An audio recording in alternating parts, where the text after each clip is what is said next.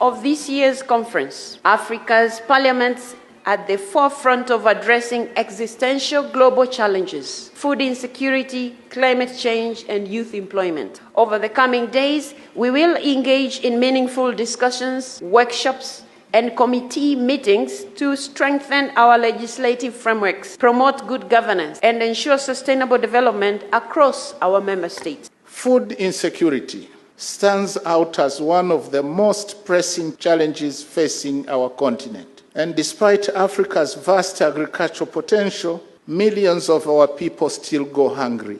The continent lags behind in attaining SDG 2 targets on food security and nutrition, as well as the Malabo Agreement on ending hunger and all forms of malnutrition come 2025.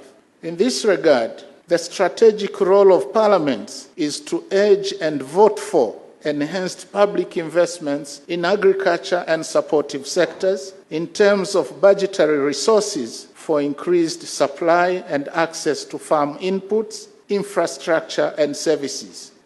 Climate change is another serious threat that is already impacting adversely our continent. As a result, we are increasingly experiencing severe and long-term droughts, crop failures and famine, and similarly, intense and unpredictable rains, flooding, and sea level rise are now recurring phenomena.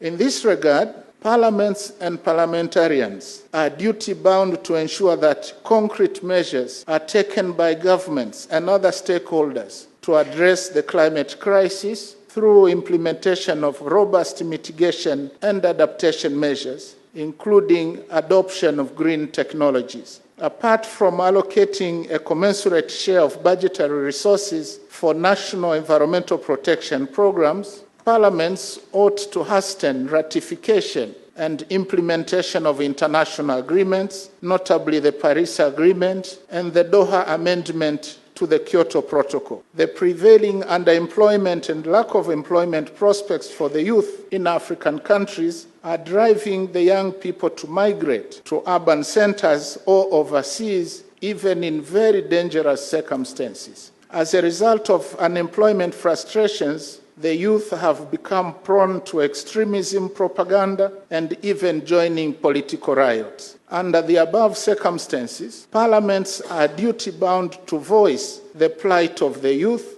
putting forward practical interventions required, and advise the executive to devise youth employment programs and to see to it that they are reasonably funded through the national budget and cooperation with other partners.